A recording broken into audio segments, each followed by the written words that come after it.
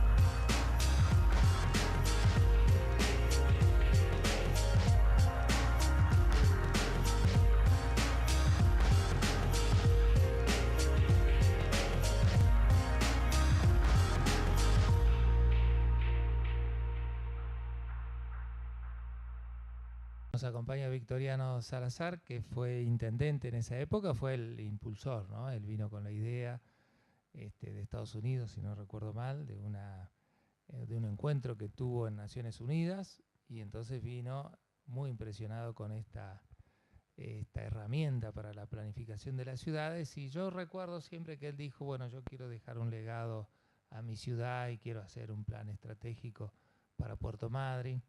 ¿Cómo surge esta idea del plan estratégico de Madryn? Más o menos en qué época surgió. Aproximadamente en el año 96 fui invitado como intendente municipal a través de una fundación a un encuentro de intendentes que se realizaba en las Naciones Unidas. Fui el único intendente de la República Argentina que presenció, se puede decir, esa reunión de intendentes en las cuales un ciudadano argentino nos daba unas clases sobre planeamiento estratégico. Y posterior a las charlas estas tuve la posibilidad de entablar un diálogo con él, pedir una especie de asesoramiento como para implementarlo en lo que hace a las intendencias, a los municipios. A partir de la venida nuevamente, allá por el año 96, comenzamos a tener los primeros diálogos, empezó a venir a Madryn.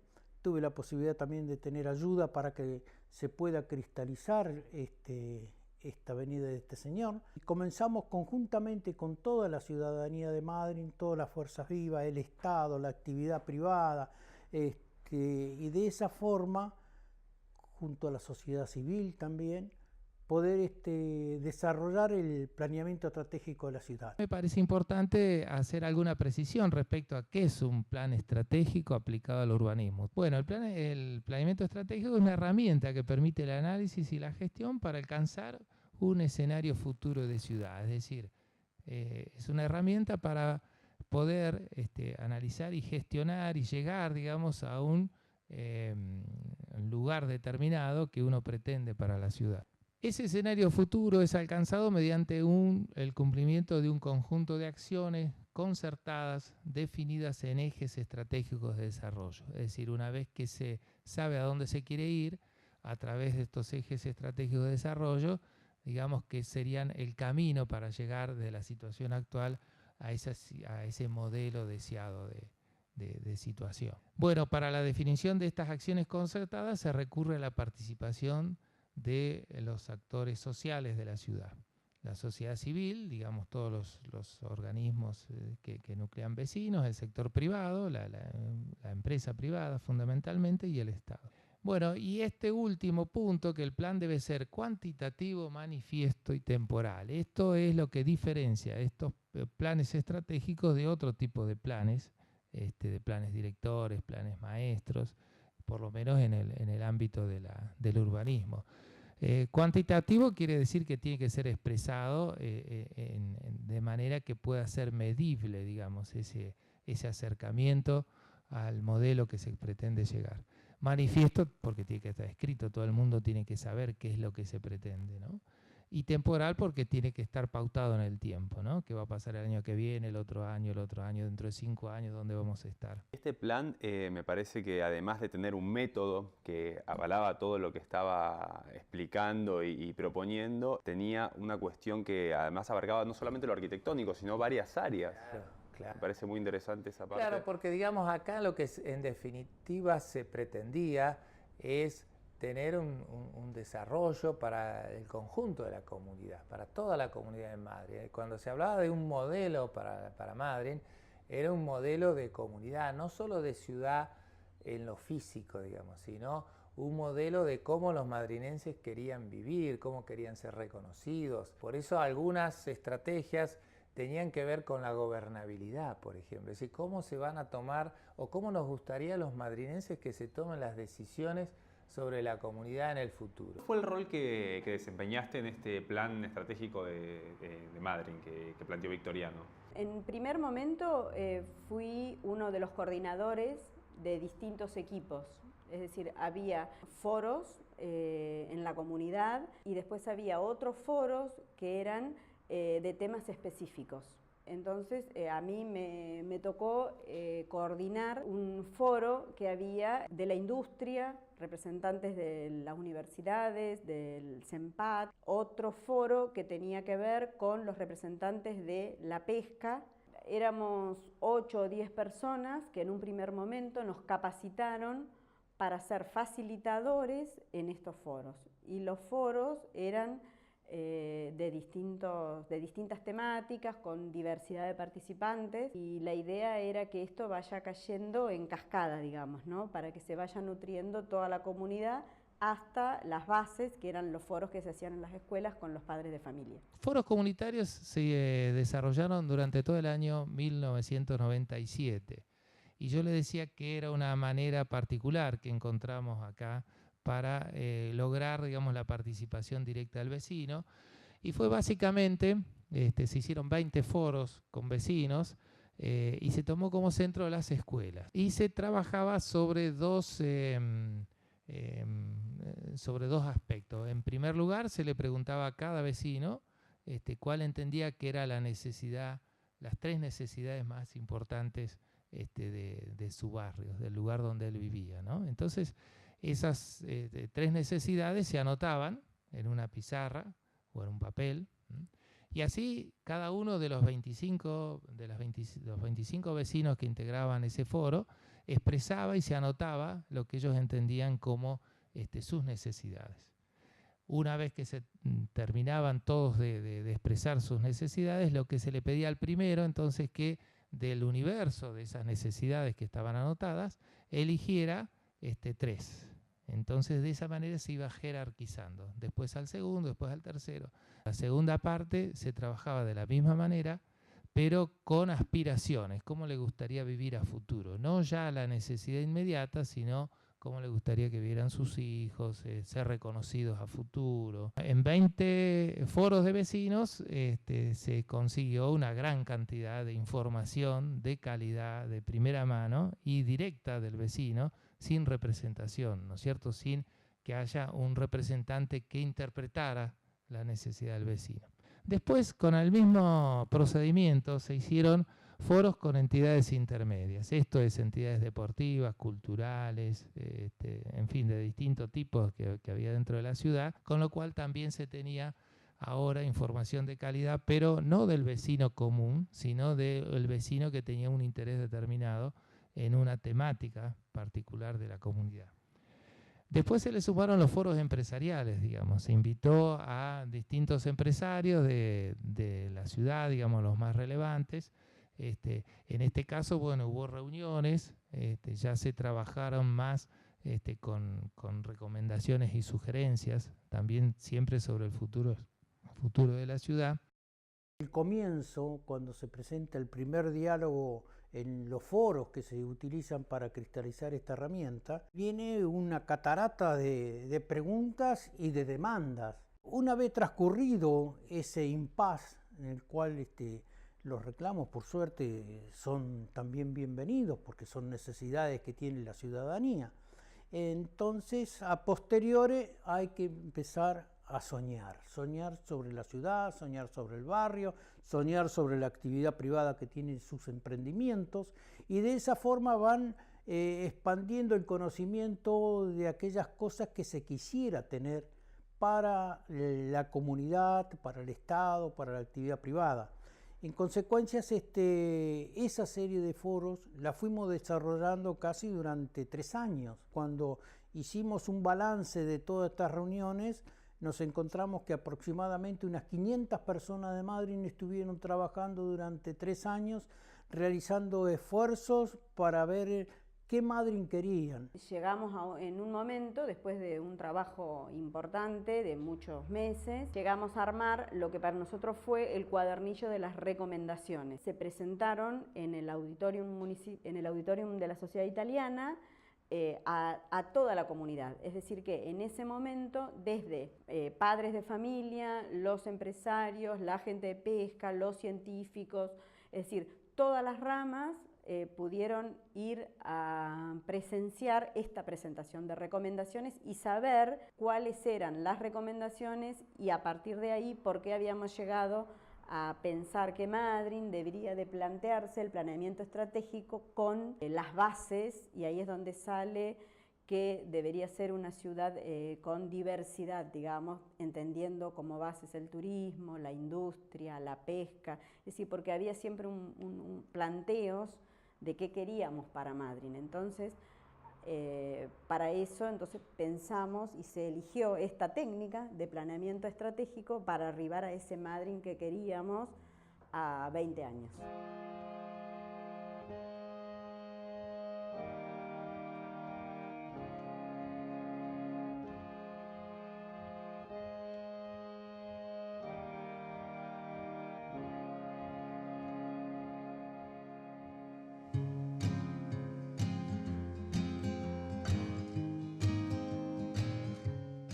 En el origen del plan estratégico, Madryn tenía una serie de vacíos urbanos, ¿no? Uno de los grandes sectores vacíos que tenía la ciudad era este lugar donde nosotros nos encontramos ahora, donde lo único que funcionaba era la estación terminal de ómnibus en el viejo edificio del ferrocarril que está a espaldas nuestras, con muchísimos inconvenientes, ¿no?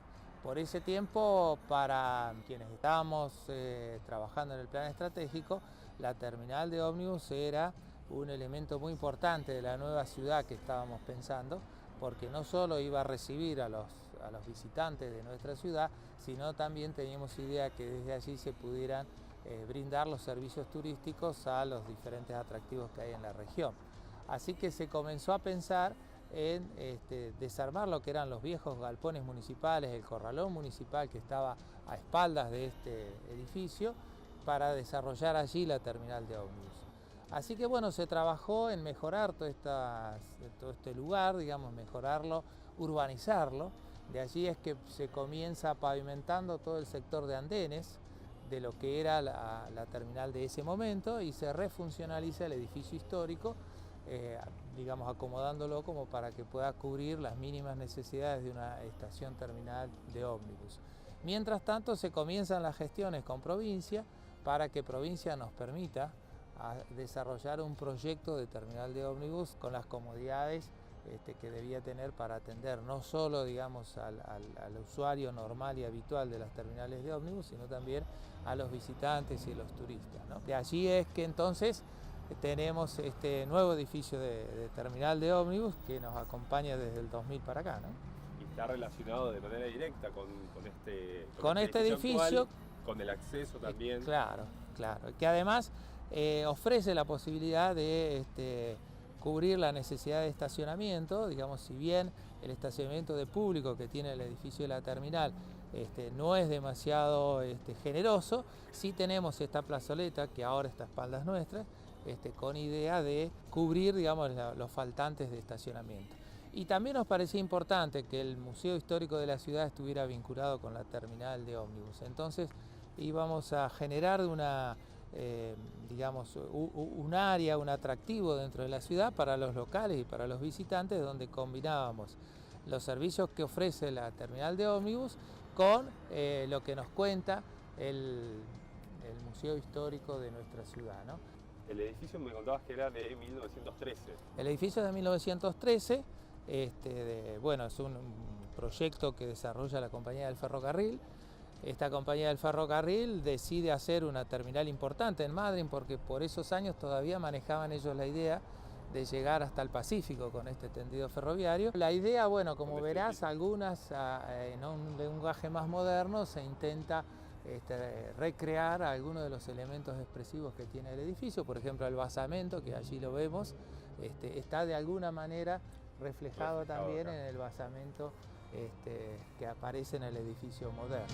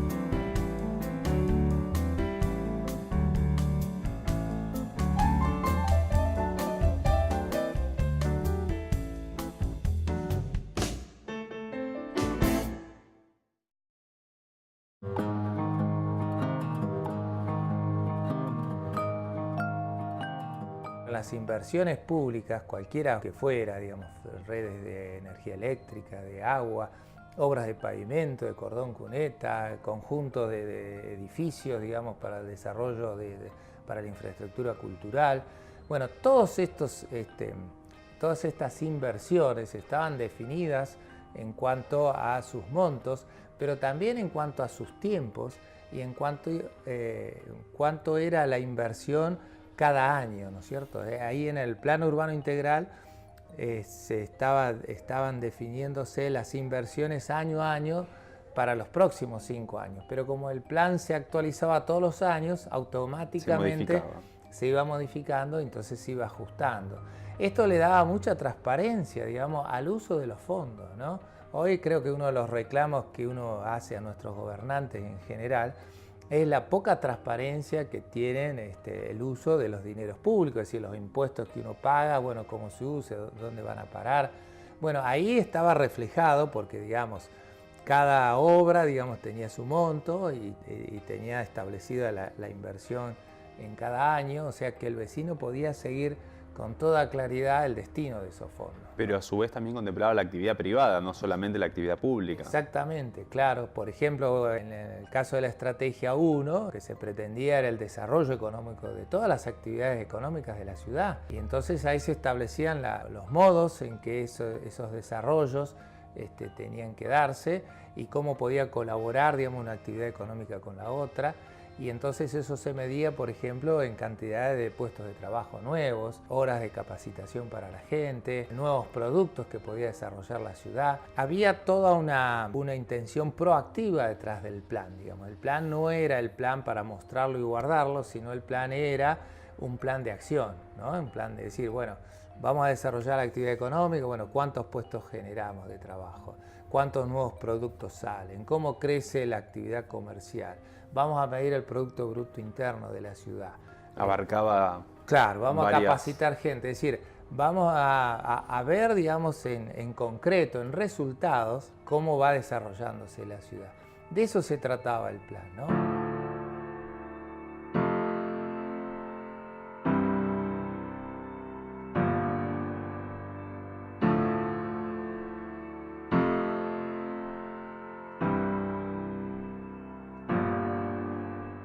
La idea funcional es, allí teníamos el estacionamiento, acá tenemos esta especie de calle peatonal donde, digamos, se accede a los servicios que da la terminal y allí hacia la izquierda la dársena con la llegada de los ómnibus, ¿no es cierto?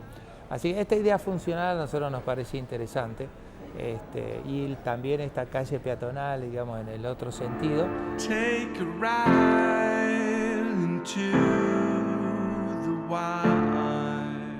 ¿Y el edificio se desarrolla en planta baja? El edificio en planta baja fue una de las decisiones que se tomaron, digamos, en el proceso de proyecto, que fue fundamental, porque nosotros habíamos visto y habíamos analizado las terminales de ómnibus de los países, de las ciudades vecinas, y que estaban desarrolladas en planta baja y primer nivel, y ahí veíamos que era bastante incómodo, digamos, desde el punto de vista funcional, utilizar las plantas altas, por lo menos con usos que tuvieran que ver con la terminal de ómnibus, claro, ¿no es cierto? Entonces acá se tomó la decisión de trabajar en planta baja y con esta secuencia, digamos, ¿no? Donde nosotros tenemos el acceso de público, esta calle peatonal, el servicio, digamos, de boleterías y despacho de equipaje y la dársena, todo en un mismo nivel.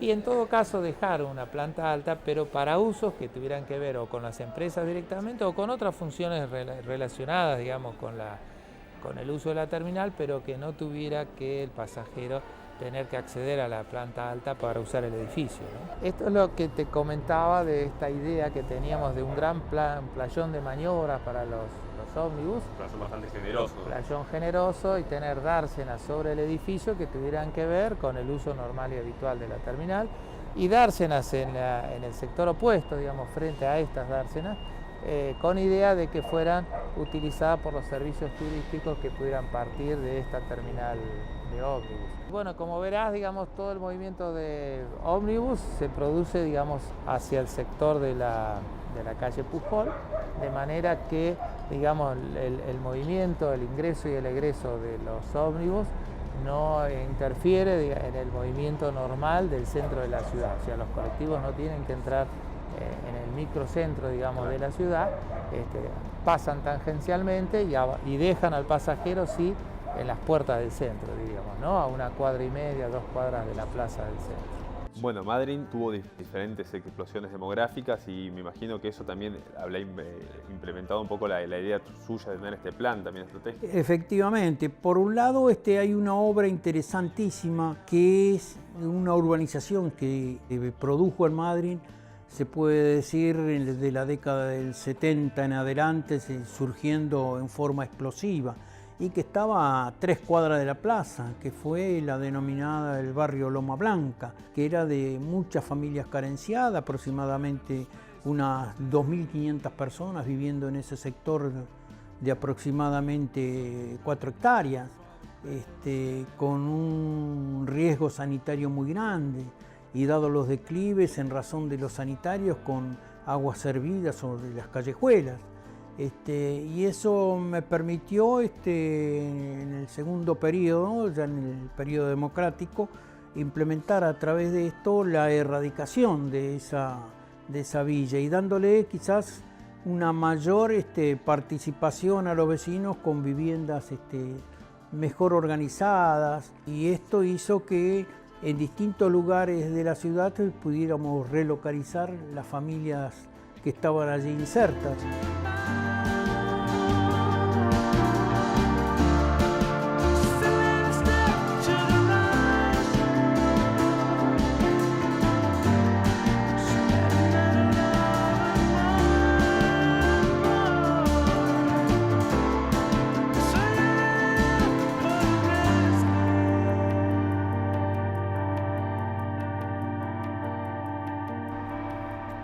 Y este sector está enfrente de la terminal, es también un área que se trabajó en el plan estratégico. Claro, porque acá estaba la Loma Blanca. Esto que estamos acá, que está frente a nosotros, sí, es la Loma Blanca. Pero, ¿no? ¿y acá había algo construido sobre esta todo. parte? ¿Todo estaba construido? Todo hasta la avenida Fuerte San José. Yo sabía que esta parte... No, bueno, esta era la parte más complicada. En este sector es donde nosotros teníamos esta situación que después vos lo vas a ver en un perfil, donde se ve las casillas colocadas una encima de la otra, y entonces teníamos, digamos, casillas que tiraban sus aguas servidas sobre la que estaba abajo. Este fue el núcleo original, ¿no? En su momento, digamos, Loma Blanca fue el lugar donde se asentaban los changarines del ferrocarril. Estamos hablando década del 50, más o menos, del 40, del 50. Eran los changarines que contrataba el ferrocarril para hacer el trabajo de la carga y descarga de mercaderías en el muelle. Y bueno, y después fueron ocupando también con algunos peones rurales, gente que estaba de paso por la ciudad, y se fue haciendo un pequeño núcleo. Cuando se produce el crecimiento explosivo de Madryn con la erradicación de Aluar, entonces ahí es cuando comienza, digamos, a haber una gran migración, y parte de esa migración comienza entonces a asentarse acá y empieza a crecer, ¿no? Comienza a crecer, y se empieza a extender, digamos, en dirección oeste, y llega hasta la avenida Fuerte San José, digamos más o menos en esos 300 metros, llega a tener unas 500 y pico de viviendas en total, unas 2.800 personas concentradas aquí en este lugar, en unas condiciones muy límites, ¿no? de condiciones de vida, ¿no?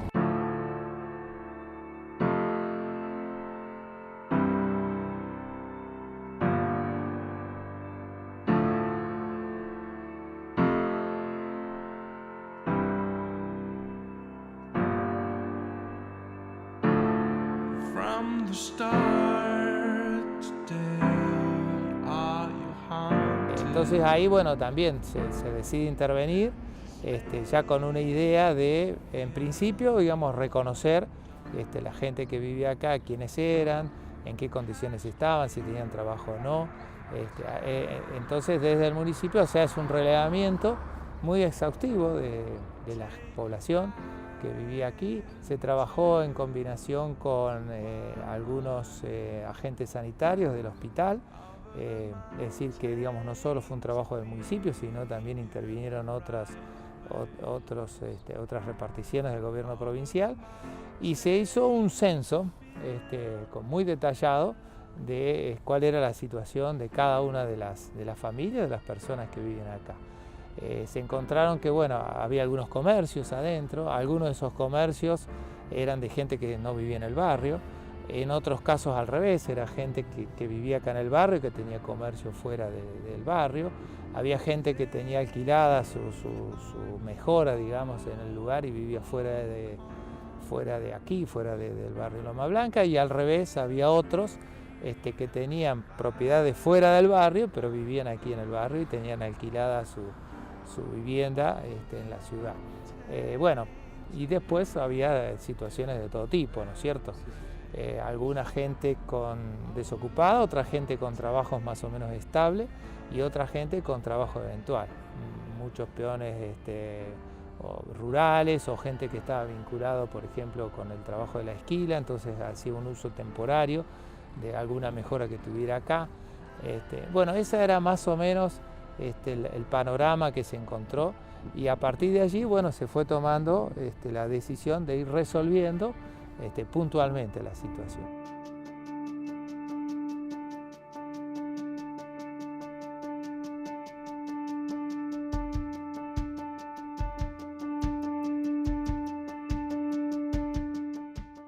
Se hizo una relocalización en 3 etapas, si no me falla la memoria. La primera fue, se radica más o menos unas 40 familias, se las llevan a un barrio que construye provincia a través del FONAVI. Después hay unas 20 viviendas que se construyen en Tierra del Fuego y Calle Moreno, también a través del IPB, y luego el municipio, también con apoyo del IPB, pero ahí ya donde el municipio participa más en la construcción, se hacen las 100 viviendas. Así que digamos, con esas 3 relocalizaciones, más la acción puntual con muchas de las familias, se fue resolviendo el tema de Loma Blanca. Entonces, ¿y el plan estratégico qué preveía para este lugar? Bueno, en el plan estratégico entonces comienza, digamos, así como te comentaba del vacío urbano que se iniciaba ya en la calle Hipólito Yrigoyen y venía avanzando a Loma Blanca.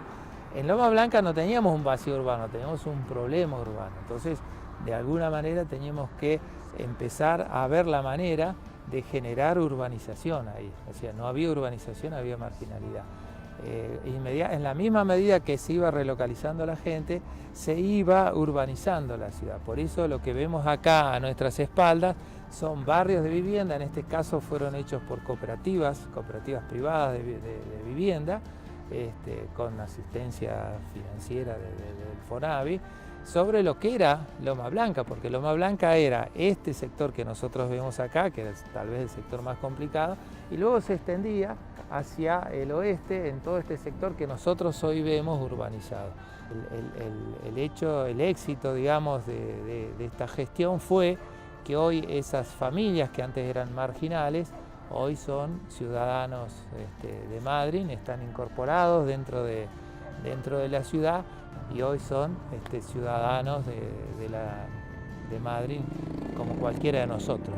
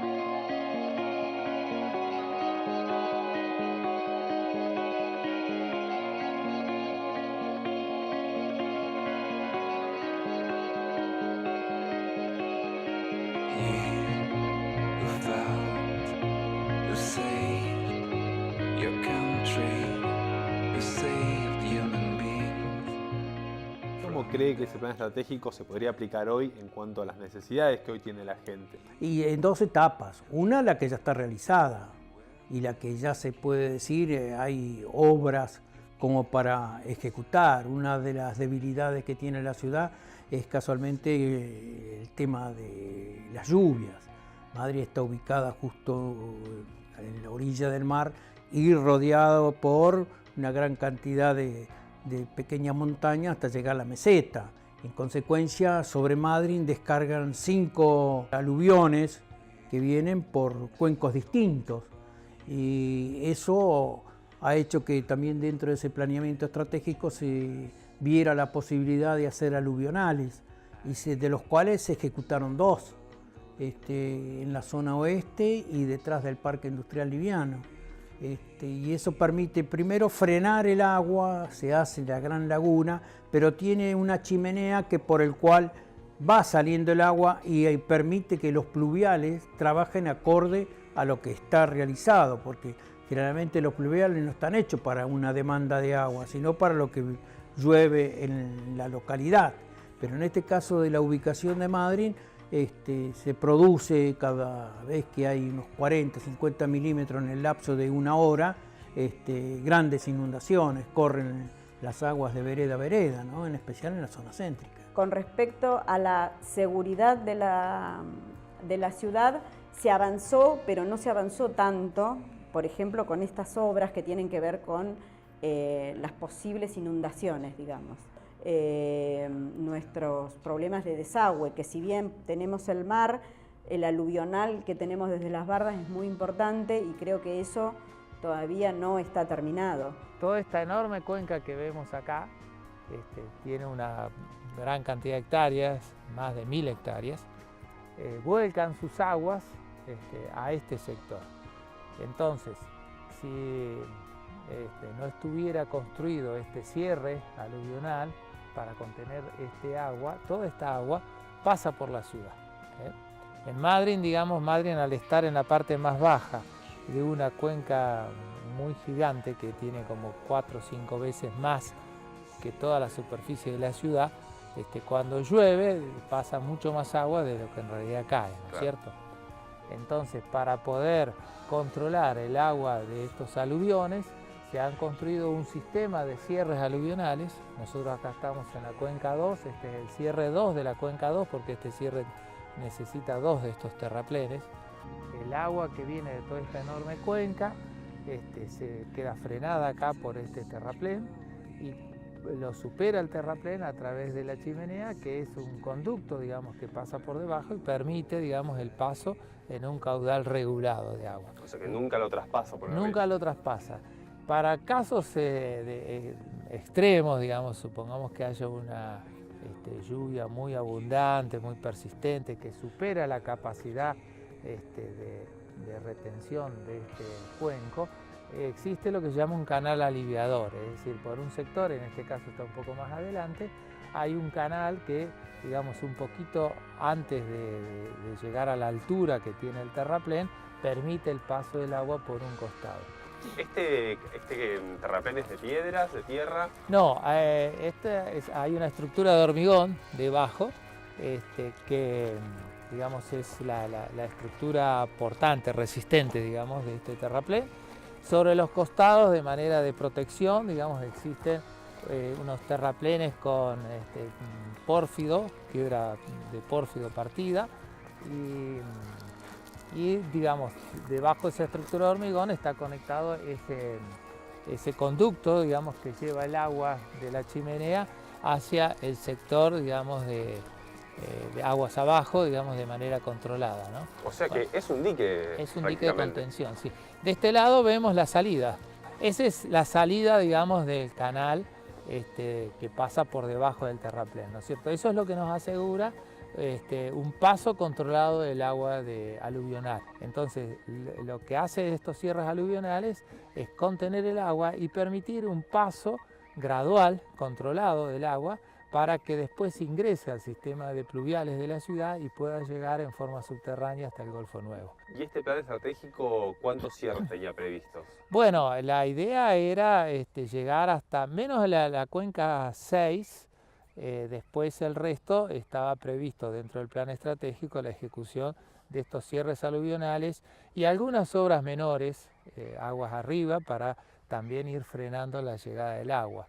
Es decir, el sistema de defensa que estaba previsto en el plan estratégico preveía trabajar sobre 5 cuencas. La 6 no se había terminado de estudiar, es la que en estos momentos se está desaguando directamente en la zanja de Guara.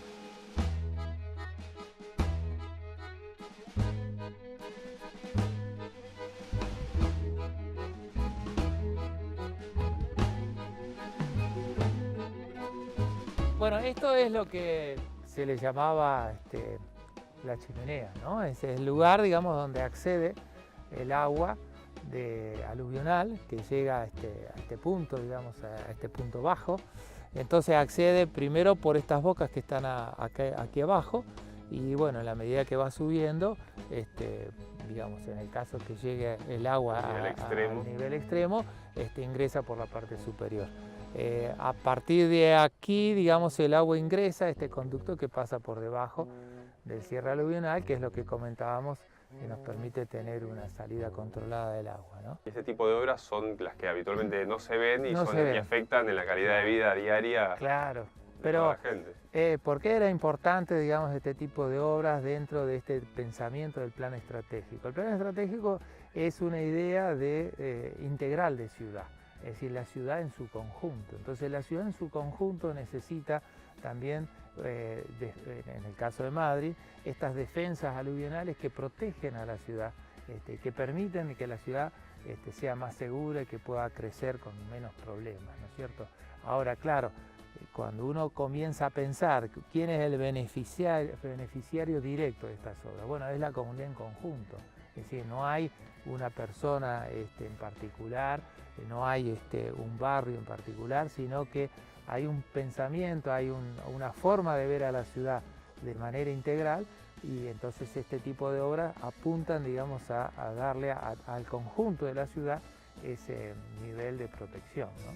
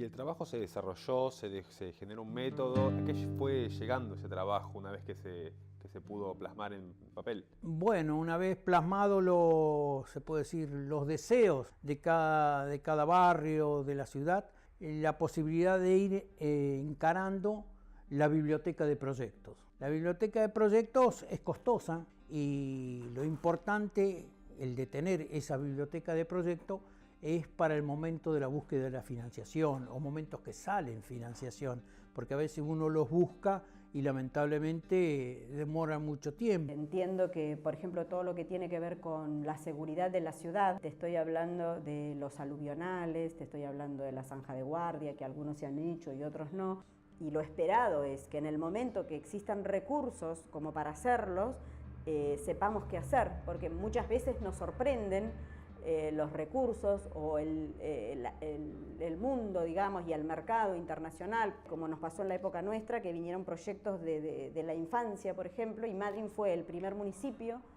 que tiene los centros de desarrollo infantil, que eran los centros en donde la mamá es atendida desde el embarazo hasta los 5 años. Si uno tiene el proyecto, si uno tiene la planificación, siempre está listo para aprender el dinero que muchas veces, muchos años estamos esperando. Y estos proyectos que se fueron replicando en otras ciudades, ¿no contaban con un plan estratégico y sin embargo se podían llevar a cabo, o es fundamental tener un plan estratégico para algunos aspectos? Es fundamental en el sentido de que, por ejemplo, en ese ejemplo, Madryn estaba primero, porque ya lo tenía. Claro, nos comentaba también que tenían en cuenta cuestiones de gobernabilidad, no solamente cuestiones de infraestructura, ¿no? Sí, y a los partidos políticos les hace también bien porque le va nutriendo la oferta de su proyecto político.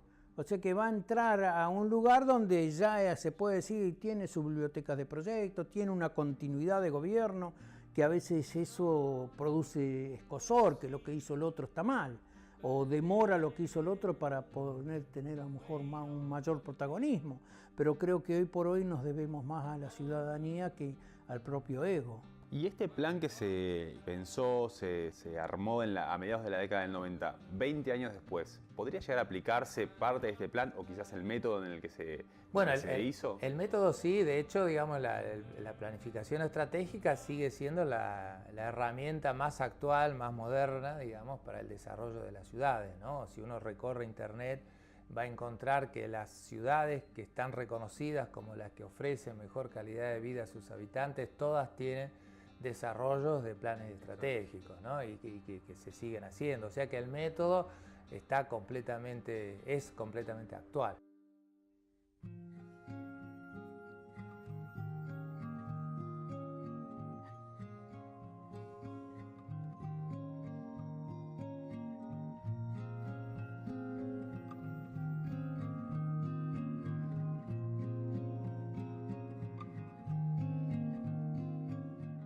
Pero yo lo que creo que es más importante del plan y que el método lo permite, es esta idea de poder, digamos, generar una participación directa del vecino, una transparencia y una claridad, digamos, en la definición de las condiciones para el desarrollo de la ciudad.